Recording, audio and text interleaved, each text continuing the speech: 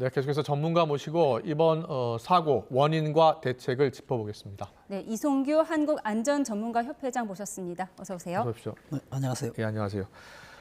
사고가 발생한 지 만 하루가 지났고요. 7시간 정도 흐르고 있습니다. 너무 희생이 컸어요. 그렇습니다. 예, 가장 큰 원인은 어디에 있었을까요? 그러니까 지금 뭐 여러 가지 뭐 예측하고 있습니다만은 가장 큰 원인은 어떤 기체 결함이라고 볼 수도 있고요. 예. 또 중복적으로 지금 우리가 버드 스트라이크, 예. 조류 충돌 얘기를 많이 하지 않습니까? 그래서 비행기 어떤 그 문제도 지금 한 가지가 아니고 몇 가지가 또 있을 수 있다는 이런 예. 또 추측도 가능하거든요. 네, 네. 게다가 지금 조류까지 충돌했기 때문에 어떤 한 가지 이유가 아닌 복합적인 이유가 있었다라는 그런 좀 예측을 해볼 수가 있겠습니다. 예. 네, 그럼 뭐 정확한 사고 원인 규명에서 중요한 요소는 역시 블랙박스가 될까요? 그렇습니다. 가장 중요한 건 블랙박스거든요. 지금 우리가 블랙박스 안에는 여러 가지 지금 정보가 들어있죠. 근데 지금 사고 직후에 어떤 한 20-30분 정도만이라도 데이터가 살아있으면 사고 원인을 충분히 알 수가 있거든요. 예, 예. 왜냐하면 지금 기장과 부기장이 지금 두 분이 있었지 않습니까? 네. 지금 어떤 문제가 있었을 때는 서로 상의하고 어떤 대체 역할을 할 수 있도록 두 명이 있었기 때문에 네. 이 두 분이 긴급한 상황에 뭐가 문제지? 왜 랜딩 기어가 작동이 안 되지? 왜 예. 유압 시스템이 이러지? 라는 어떤 대화가 있었을 겁니다. 예, 예. 그러면서 그 또 데이터 내에는 어떤 그 비행 기록들이 시간대별로 예. 정말 그 분초 단위로 나와 아. 있었기 때문에 아. 이런 것들이 좀 가장 요인이 될 수 있다. 그렇군요. 분석하면요. 블랙박스 분석이 이제 시작됐다고 하니까요. 음성 기록 장치, 조종사들끼리 어떤 대화를 나눴고 또 관제탑하고 어떤 이야기를 나눴는지 확인이 될 것이고 또 비행 기록 장치도 다 확인이 되는 거죠. 그렇습니다. 예. 당연히 뭐 실시간대로 예. 모든 것들이 기록이 되기 때문에 사고 원인은 이 블랙박스가 지금 수거가 됐는데 네. 이 블랙박스 안에 있는 데이터가 우리가 분석할 수 있는 내용 훼손만 되지 않았다라고 한다면 예. 쉽게 원인을 할 수 있다라는 그런 말씀을 드립니다. 네. 예. 저희가 이송규 한국안전전문가협회장 모시고 얘기 나누고 있었는데요. 김인규 항공대 비행교육원장님도 같이 모셨습니다. 어서 오세요. 원장님 어서 오십시오. 예. 안녕하세요. 이 제주항공 여객기 참사 너무 안타까운 지금 사고가 났는데요. 김민규 원장님께서는 이 비행 교육 원장님으로서 이번 그 사고를 이렇게 지금 뭐 원인 작업이 진행되고 있습니다만 블랙박스를 통해서 정확한 사고 원인을 규명할 수 있을 것으로 보세요?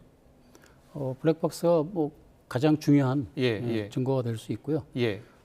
거의 모든 사고 조사가 블랙박스를 통해서 이루어지기 때문에 예. 아주 핵심적인 증거 자료라고 볼 수 있을 것 같습니다. 그렇군요. 예. 이 처음 착륙 허가를 받은 지 9분 만에 사고가 난 거잖아요. 네. 예. 8시 54분. 그러니까 어제 오전 8시 54분에 착륙 허가를 받았고요. 그다음에 1차 착륙 허가를 받고 시도를 하다가 조류 충돌 주의보가 8시 57분에 나왔고 8시 59분에 바로 메이데이 선언을 합니다. 그럼 조종사가 메이데이 선언, 그러니까 긴급 구조 요청을 했다는 것은 뭔가 엔진에서 이상이 발견이 됐다는 거죠. 네. 예. 저 상황이 어떤 상황이었을까요? 사실은 조류 충돌 경보가 나오고 1분 만에 메이데이 선언이 나왔다는 거는 예. 이전부터 벌써 진행이 되고 있을 수도 있습니다. 아, 예. 그래요? 네. 그렇군요. 예. 그러면 앞서 이 착륙할 때요. 지금 착륙 허가를 받기 전부터 비행기 기체에 결함이 있을 가능성도 있다는 말씀이십니까? 착륙 허가를 받고 전후는 정확히 모르겠지만 예. 착륙 허가를 받고 그 사이에 예. 발생했다면은 예.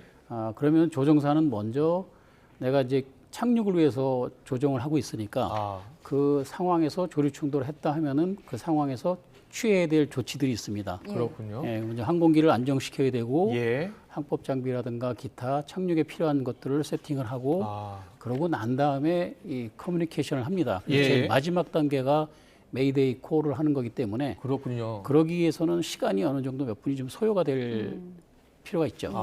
그래서 말씀하신 순서는 뭐 것처럼, 그렇게 예. 중요한지는 모르겠습니다만 예. 메이데이를 언제 외치는지 저희가 그래픽으로 준비를 했는데 메이데이를 외쳤다면 분명히 비상 상황이 발생을 한 거고 그럼 비상 착륙을 하겠다는 건데 왜 비상 착륙으로 인한 화재 대비 등을 공항에서는 하지 못했을까? 이 부분도 너무 안타깝거든요.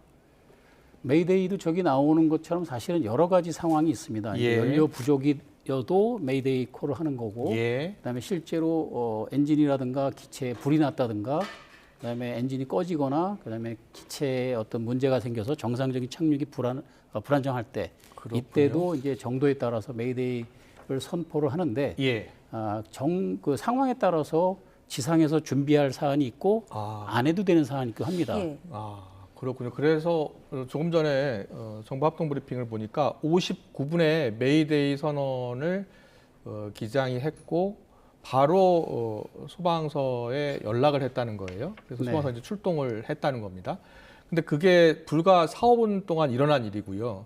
그 59분에 메이데이 선언을 하고 나서 그다음 4분 뒤에 사고가 난 거예요. 근데 보니까 이게 착륙을 하지 못해서 1차 착륙에 실패한 다음에 다시 기상을 해서 돌아와서 거꾸로 네. 활주로를 거꾸로 착륙을 시도했더라고요. 네. 예, 그 당시 상황을 어떤 상황이었다고 볼 수 있을까요?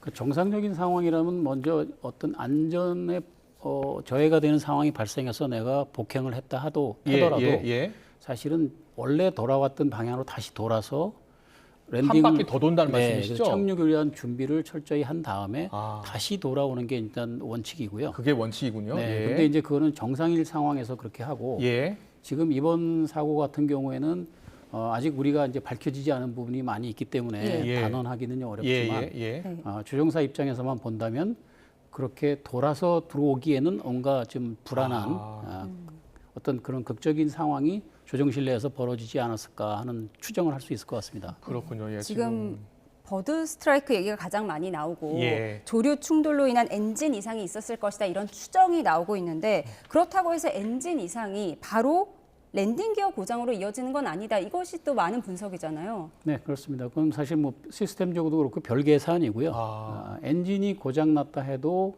랜딩 기어를 내리는 거에는 여러 가지 백업에 그다음에 마지막으로 매뉴얼로 내릴 수 있는 그 2차례, 3차례의 어떤 그런 이 보안 시스템이 돼 있기 때문에 그렇군요. 예, 엔진이 사실은 없어도 랜딩 기어는 내릴 수 있습니다. 그래요? 지금 화면에 보면요. 저렇게 오른쪽 엔진에서 불이 나잖아요. 저게 전형적인 조류 충돌 사고 때 나오는 장면입니까? 뭐 다른 요인도 있을 수 있는데 예. 조류 충돌로 거의 뭐 확실시 되고요. 그래요? 예. 그다음에 기내에서도 승객이 카톡으로 보낸 내용이라든가 예. 그다음에 관제탑에서의 어떤 통화 내용이라든가 이런 내용을 보면은 조류 충돌로 거의 확실시 되는 어떤 그런 상황인 것 같습니다. 예. 엔진 이상의 랜딩 기어 고장으로 바로 이어지는 것은 아니다. 이 부분 짚어주셨는데 사실 랜딩 기어를 작동할 수 있는 게 4중 장치라고 하잖아요. 엔진 2개가 있고 또 비상 추각기가 있고 수동 장치가 있고 이 모든 부분이 작동을 하지 않았다는 게 선뜻 이해가 되지 않아서요. 그렇습니다. 지금 앞에서 지금 말씀하셨지만은 지금 1분 사이에 경보를 했다 해서 1분 사이에 지금 메이데이를 지금 선언하는 것은 그 전에 사고가 있었다라는 어떤 문제가 있었다라는 것을 예측할 수가 있다고 봤지 않습니까? 그렇군요. 그래서 예, 지금 예. 가장 지금 그 블랙박스에서 예. 확인할 수 있는 게 저는 그거라고 생각하거든요. 뭐죠? 예. 지금 메이데이를 선언한 이유가 뭐냐는 얘기죠. 예. 조류 때문만이냐는 얘기죠.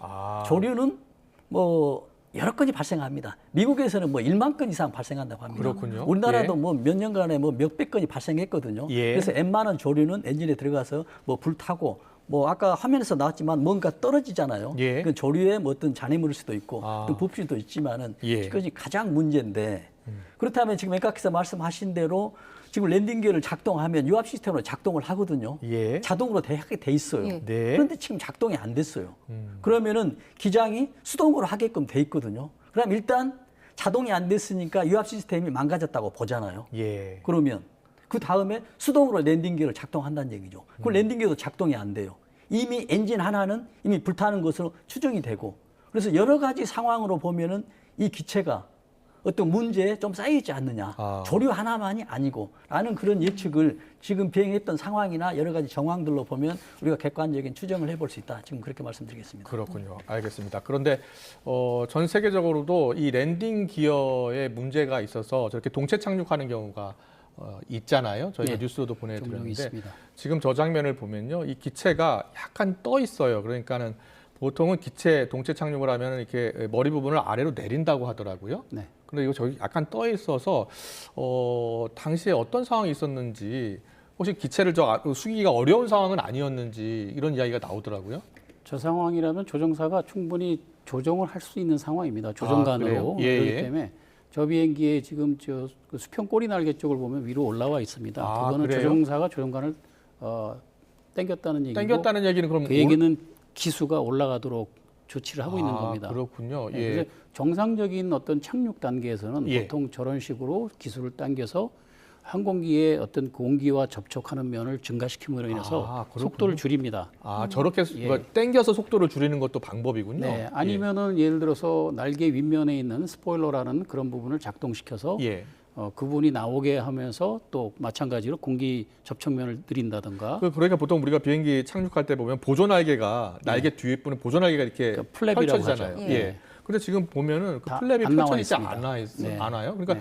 원래 착륙을 하려면 저 플랩 날개가 뒤로 딱 접히면서 속도를 좀 줄여줘야 되는데 지금 화면을 보면 전혀 작동하지 않을 것 같거든요. 그래서 그 부분들이 이제 저도 계속 궁금한 부분이기도 하고요. 예. 그래서 사실은 저렇게 랜딩 기어도 안 되고 또 역추력 장치도 안 되고 예. 스포일러도 안 되고 이런 상황이라면 차라리 조종사가 조종관을 앞으로 밀어서 아, 기술을 지면에 접촉을 시켜서 예. 접촉면을 증가시키는 게 마찰을 증가시켜 속도를 빨리 감속할 수 있는 방법일 수 있다 하는 겁니다. 그래서 일부 항공사나 일부 기종에서는 이런 상황에서는 그렇게 하도록 교육도 하고 있습니다. 그렇군요. 네. 브레이크라고 하죠. 이 비행기의 제동 장치가 말씀하신 것처럼 랜딩 기어만 있는 것이 아니고 랜딩 기어도 있고 스피드 브레이크라고 해서 그 날개를 접어 올리는 네. 플랩 장치도 있고요.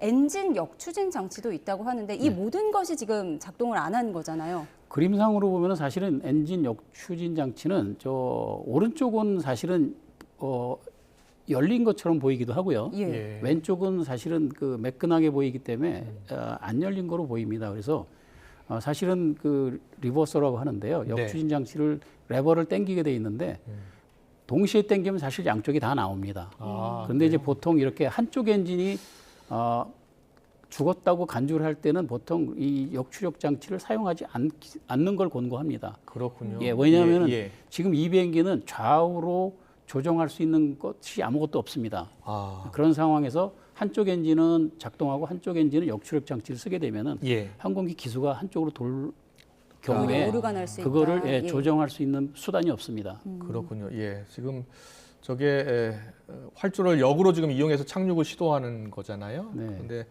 지금 교육원장님께서 말씀하신 대로 원래 정상적이라면 1차 착륙에 실패했을 때 크게 회항을 해서 다시 한번 착륙을 시도해야 되는데 분명히 그럴 상황은 아니었던 것 같다. 왜냐하면 바로 돌아서 바로 착륙을 했어요. 그러니까 59분, 8시 59분에 메이데이를 선언했는데 9시 3분에 충돌 사고가 난 거예요. 네. 그 돌아서 4분 만에 지금 참사가 발생한 거거든요.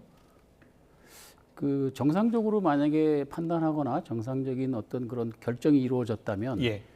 사실은 그 지금과 같이 뜨자마자 바로 복행하자마자 바로 돌아내리는 거는 정말로 칵핏에 어떤 극단적인 어떤 그런 위험 상황이 예. 있지 않으면은 조종사가 선택할 수 있는 방법은 아닙니다. 그렇군요. 예. 네, 저희가 여러 가지 사고 원인에 대해서 가능성에 대해서 짚어보고 있는데 네. 이른바 버드 스트라이크 얘기를 조금 더 해보도록 하겠습니다. 워낙 많이 일어나는 사고다 보니까 공항 안에는 조류 퇴치팀도 있다고 네. 하는데요. 지금 무안공항에서는 전담위원이 4명이다 이렇게 분석되고 있어요. 근데 4명인데 또 다른 뉴스에 보면은 뭐 1명이었다라고도 나오고요. 예, 지금 예. 원래 규정상은 4명이고 또 전담위원이 그 비행 횟수에 따라서 비행 시간에 따라서 이제 또 인원이 축소되고 그런다고 합니다. 그러는데 지금 5,000시간 이내에는 2명인데 네. 지금 무안공항이 2,000여 시간이어서 2명이 있어야 된다 의무적으로. 예, 예. 원래는 4명인데 예. 비행 시간이 적기 때문에 이렇게 줄어드는 것이죠. 예. 그러나 지금 현재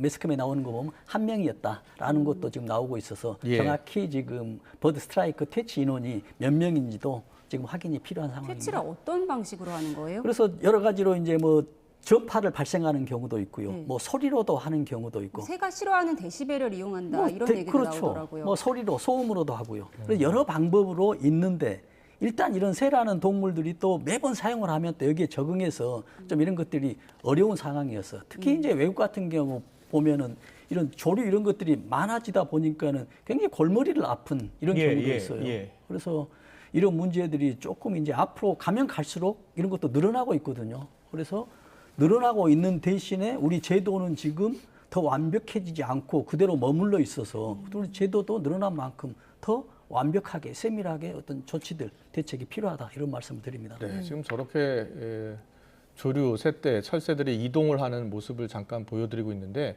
저렇게 한꺼번에 조류가 이동할 때 이제 비행기가 지나가면 그 엔진으로 들어갈 수 있다는 거잖아요. 네. 보니까 관제탑도 충돌 우려가 있다라고 경고를 했고 그리고 바로 저희 화면을 보면은 오른쪽 엔진이 불에 타는 모습을 볼 수가 있었고 바로 1분 뒤에 또 메이데이를 선언을 한 거예요. 네. 그런 거 보면 저런 그 조류가 확인되고 발견될 때 이제 경보를 하잖아요, 내리잖아요. 네. 그럼 어떻게 대응해야 되는지 매뉴얼이 있을 것 같아요. 항공 조종사라면은요. 꼭 매뉴얼이라기보다는 조종사들이 이제 교육받는 절차들이 예, 있죠. 어떤 교육을 받게 되나요? 일단은 뭐 조류가 있는 지역을 회피한다든가 예. 아니면은 뭐 이륙하기 전이라면은 조류 활동이 잦아들 때까지 이륙을 중지한다든가. 그럴 수 있군요. 네, 그렇기도 예. 하고 또 만약에 그 부득이 먼저 이륙을 했는데 조류 활동을 나중에 발견했다든가 그러면은 예를 들어서 랜딩 라이트를 이제 바깥에 외부 라이트를 켜는데요 비행기에. 예. 그거를 원래 꺼야 되는 고도보다 훨씬 높은 고도까지 켜고 올라간다든가. 그렇군요. 예, 그럼 새들이 그 빛을 보고 이제 회피를 한다든가 할 수 예. 있기 때문에 예. 그런 조치도 합니다. 새떼 충돌, 버드 스트라이크에 대응하는 매뉴얼에 대해서도 짚어봤는데 저희가 또 하나 짚어봐야 할 문제가 콘크리트 구조물 형태로 된 방위각 시설인데요. 예, 예. 오늘 국토부 브리핑이 있었습니다. 내용 듣고 오겠습니다. 예, 무안공항의 경우 방위각 시설이 활주로 종단 안전구역 외곽에 설치되어 있는 것을 확인했습니다. 이게 활주로 끝단에서 251m 정도 이격이 되어 있는 것으로 파악이 됩니다. 그 방위각 시설은 일단은 항공기가 착륙을 할 때 그 방위를 이 계기판으로 확인할 수 있게끔 밑에서 아래서 이제 신호를 주는 이런 장비라고 보시면 됩니다. 이 여수공항 또 포항 경주공항과 같은 공항에도 이런 어떤 이 콘크리트 구조물 형태로 이 방위각 시설이 설치되어 있는 것을 저희가 일단 파악을 하고 있습니다. 네. 이 방위각이 다 이제 공항마다 설치되어 있다는 거예요. 네. 근데 무엇으로 만들어졌는지는 이제 공항마다 조금 다른 것 같은데 이 활주로 길이가 지금 한 2.8km 되고 2.8km 밖에 지금 방위각이 설치되어 있었던 거죠. 네. 방위각이란 무엇이고 보통 어떻게 설치되고 지금 이 무안공항은 어떻게 만들어진 거죠? 지금 여기서 이제 방위각은 어떤 교신이나 어떤 신호를 할 때 예. 어떤 시설로 봐야 되거든요. 네. 그래서 말씀 여기서 지금 국토부에서 이야기한 대로 중요한 거는 지금 시멘트로 돼 있거든요. 예. 그래서 만약에 이게 활주로 옆에 있었으면 이제 피할 수가 있는 것이거든요. 예. 그러나 지금 이게 활주로와 가장 맞닿아 있기 때문에 지금 저 방위각 시설 자체가 예. 어떤 폭발 시설물의 근본적인 원인이 돼 버렸어요. 네. 만약에 저것만 없었다라고 가정하면 예. 저기에 일차적인 폭발을 피했을 거란 얘기죠. 네. 충돌을 피할 수 있었다는 그렇습니다. 말씀이시죠. 예. 그러는데 지금 활주로 바로 예.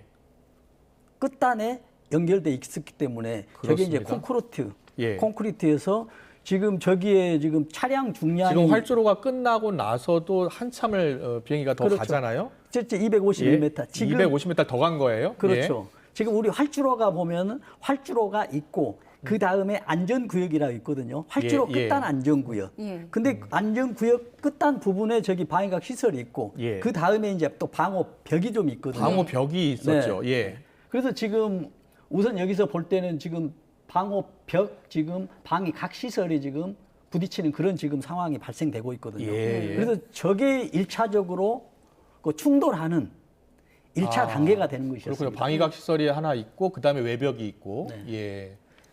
그러면 저 방위각 시설은 이제 원래 있어야 하는 거고 네. 저 구조물이 꼭 콘크리트로 만들어졌어야 했느냐. 워낙에 안타까운 사고다 보니까 이렇게 하면 막을 수 있지 않았을까 우리가 이런 생각들을 많이 하게 되잖아요. 방위각 시설은 보통 콘크리트로 만들어지나요?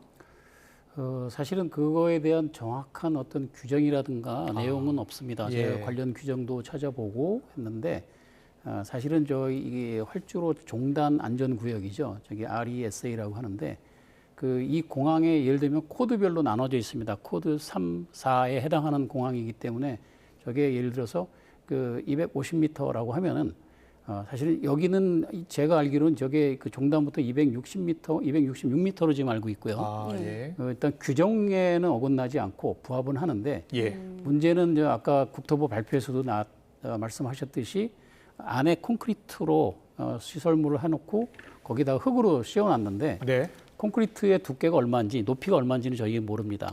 그래서 제가 살펴본 규정에도 보면은 콘크리트에 대한 어떤 그런 이 언급보다는 사실은 이 종단 그 안전 그 구역의 목적 자체가 예.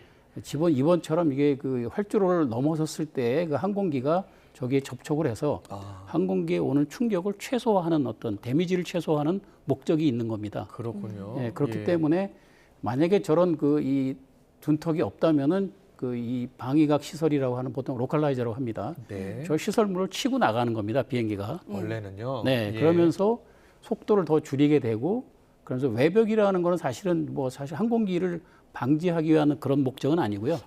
공항을 이제 둘러싸고 있는 어떤 그런 펜스의 하나로 보면 되고요. 저 외벽이 없었다면은 어땠을까요? 사실은 저 비행기를 보시면은 예. 외벽은 멀쩡합니다. 아. 지금 이번에 사고에 예, 결국은 저기에 있는 그 활주로 종단 그 안전 구역에 부딪혀서 항공기가 저렇게 대파가 된 거지. 예. 항공기 자체가 외벽하고 접촉한 면은 그래요? 없습니다. 알겠습니다. 이렇게 제동이 되지 않는 상황에 대비해서 뭐 외국에서 특별한 사례가 있다고요? 그렇습니다. 지금 우리가 그렇거든요. 지금 구조를 보면 지금 활주로가 있겠죠. 그럼 활주로 다음에 지금 활주로 끝단 안전 구역이 있거든요. 예. 그 다음에 이제 뭐 방위각 시설 또는 이제 방호 벽이 있거든요. 예, 예. 그러면 이 규정들이 거리가 있거든요. 네. 그러면 지금 활주로 자체가 지금 무안공항이 다른 공항에 비하면 2.8km, 약 예. 1km가 적어요. 예. 그러나 규정에는 위반되지 않았어요. 그런데 만약에 활주로가 1km가 더 길었다라고 생각한다면 예. 충돌이 없었지 않았을까 이런 예측도 충분히 가능하죠. 네. 네. 그러나 법률에 위반은 되지 않았어요. 예. 그래서 지금 국토부의 상상 이야기하는 거 법에는 다 나와 있고 국제 기준도 그렇다는 얘기거든요. 예. 근데 우리가 이제 안전 기준을 보면 이런 게 있거든요. 법에서 제시하는 것은 안전 기준의 최미니멈 수준이거든요. 예. 이 이상이 돼야 된다는 얘기죠. 그러나 이 법에 합당이 됐다고 해서 안전을 확보하느냐? 절대 그게 아니거든요. 그렇군요. 예. 예. 거기다가 이제 지금 말씀하신 대로 외국 사례 같은 경우를 보면 예. 지금 활주로 끝단 안전지대가 이금 같은 상황이 되잖아요. 네. 그러면은 비행 자체 중량이 약 450톤 정도가 돼요. 네. 우리가 450톤을 감이 안 오는데 우리 승용차가 약 1톤 내외가 되는 거예요. 네. 그러면 450톤이면 굉장히 무겁잖아요. 지금 그렇습니다. 보잉 737 기준입니다. 예, 예. 그러면 탈지로를 이탈했을 경우에 이탈했을 경우에 자체 중량으로 인해서 안전지대가 이제 무너지는 거예요. 그렇죠. 무너지면은 완전히 무너지는 게 아니고 어떤 진흙이나 어떤 흙첨으로 인해서 비행 자체를 감속시키는 아마 이마스 시스템이라고 사진을 돼요. 준비하셨다고요? 네.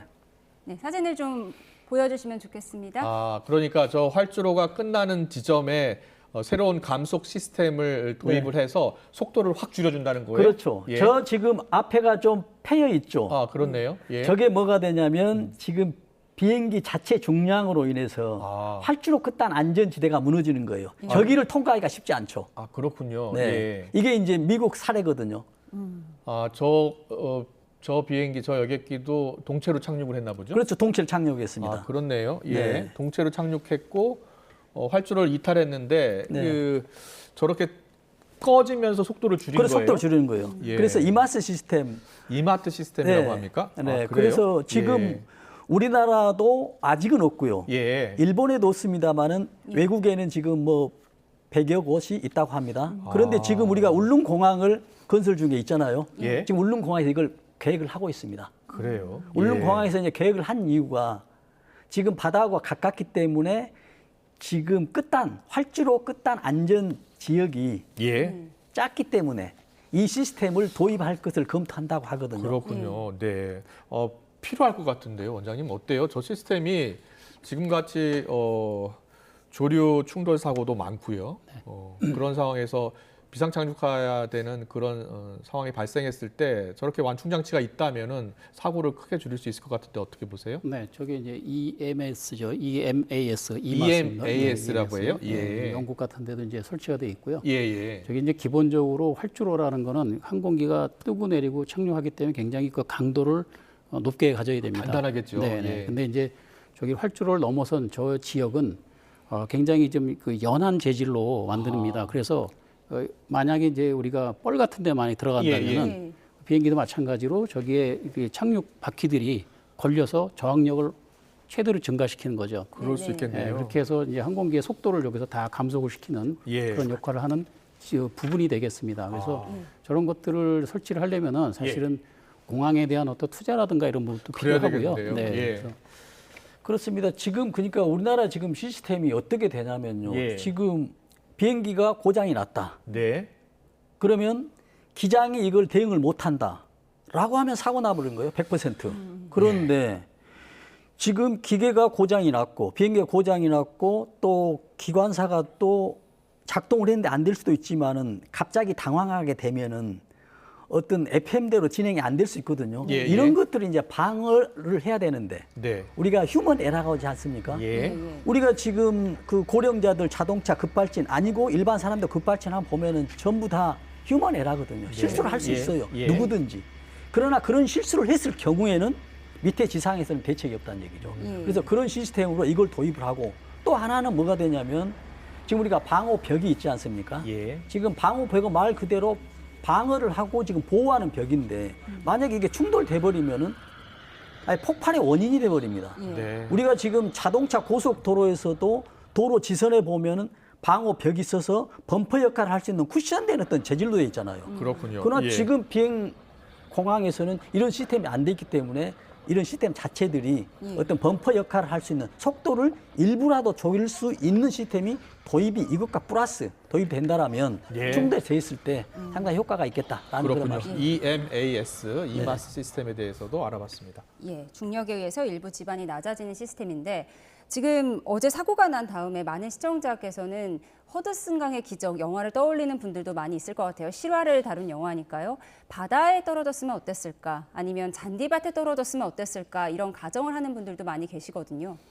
그거는 이제 저희가 결론을 알고 있는 상황에서 이제 예. 가정을 하는 부분이니까 네. 물론 바다에 떨어졌을 때 지금보다 나은 결과가 날 수도 있습니다. 예. 그렇지만 이제 조종사들이 훈련을 받을 때 실제로 그 썰리 기장도 허드슨강에 내리는 걸 판단했지만 누구도 사실은 저렇게 해상으로 내리는 걸 직접 훈련을 하거나 경험하지는 않습니다. 예, 그래서 예. 저게 우리가 이 기적이라고 얘기하는 거는 말 예. 그대로 아무런 그 인적 피해 없이 기적적으로 모든 승객이 살아났기 때문에 기적인 거지. 예. 저희가 만약에 그 저기 바다에 내렸는데 저 기적처럼 모든 승객이 다 살았을 가능성은 저희가 담보할 수 없는 거고요.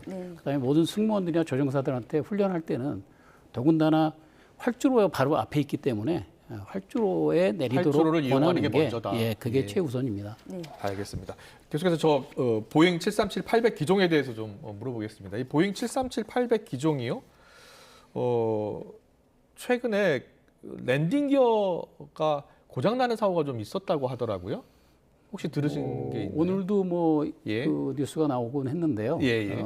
사실은 뭐 종종 발생하기는 하는데 예. 이번처럼 모든 게 다 이렇게 안 돼가지고서 고장이 나는 경우는 사실은 거의 극히 드물고요. 그렇군요. 예, 예. 뭐 사소한 결함이라든가 아니면 지시계통의 이상이라든가 이런 거는 가끔씩 있습니다. 랜딩 기어가 작동이 안 됐을 때는 이제 수동으로 할 수 있다고 하잖아요. 네, 그럼 그렇습니다. 실제로 수동으로 하면은 그 유압 장치가 없어도 바로 내려오는 네, 겁니까? 그렇습니다. 아, 항공기 그 기어가 예. 그 바퀴가 자체에 무게가 있으니까 예. 그 기계적으로 물고 있는 부분을 그 수동으로 그 레버를 당기면은 예. 그 락을 풀어줍니다. 아, 그러면 그래요? 이제 자중에 의해서 프리폴이 되는 거죠. 그렇군요. 예, 중력에 의해서 바로 떨어진다는 네, 말씀이세요? 그래서 만약에 이번 같은 경우는 바퀴를 3개를 내야 된다면은 예. 그 레버가 3개가 있습니다. 그래서 하나씩 다 당겨야 되고 아, 그렇군요. 각각에 한 15초 정도가 소요되는데요. 만약에 3개를 다 당기면 한 45초 정도, 한 1분여가 소요되겠죠. 예, 그렇다면은 이거는 그 그럴 회항을 수는 한 지 3분 정도 걸렸거든요. 네. 그럼 랜딩 기어를 내릴 수 있는 시간은 되지 않나요? 그게 복행부터 해서 돌아서 내리는 데까지 사실은 3분이기 때문에 그렇습니다. 예. 예, 그게 항공기가 안정된 상태에서 그런 조작을 하거나 하는 데에는 사실 조금 더 많은 시간이 필요합니다. 예. 그런데 이 여객기가 사고 전 48시간 동안 13차례 운항을 했다 이렇게 나오고 있어요. 이게 네. 너무 무리한 운항이 아니었는지 이런 지적도 나오고 있어요. 이제 이 사고의 원인은 될 수 없다라고 보거든요. 예. 근데 기계라는 것은 사람도 마찬가지입니다. 모든 물체들이 반복돼서 작동을 하게 되면 물건들이 어떤 계산상으로 견딜 수 있는 것들이라도 예. 우리가 피로 하중이라고 있거든요. 네네. 그래서 반복됨으로 인해서 반복 행동을 함으로써 강도가 약해지는 이런 요인이 되거든요. 예. 그래서 이런 것들이 지금 바로 직전에 사용 횟수가 많았다라고 하면 이것도 무시할 수 없다라고 그렇게 볼 수가 있거든요. 원장님께 짧게 여쭤볼게요. 김민규 원장님, 저렇게 거의 1시간이나 2시간 쉬고 계속 운항을 하네요. 원래 저렇게 하는 항공사들이 좀 있습니까? 그 항공기 예. 자체로 보면요. 항공기에. 네, 항공기는 법적으로 턴어라운드 타임이라고 그래가지고 예. 항공기가 내려서 그 다음에 뜰 때까지 최소 시간이 법적으로 정해져 있습니다. 아, 그래요? 예, 근데 이제 그거는 최소 시간이고 최소 시간이 예, 정해져 있군요. 말씀하셨지만 최소 시간만 지킨다 해서 그게 안전을 담보하는 게 아니고 그렇죠. 그런 예. 것들을 좀 더 이제 정비라든가 이런 걸 좀 더 확실히 하려면은 조금 더 많은 시간이 필요하기도 합니다. 네, 알겠습니다. 종합적인 대책을 꼭 마련해야 될 것 같고요. 오늘 EMAS, 이마스 시스템도 도입을 적극 검토해야 될 것 같습니다. 지금까지 이송규 한국안전전문가협회장, 김인규 항공대 비행교육원장과 함께했습니다. 잘 들었습니다. 고맙습니다. 감사합니다. 고맙습니다.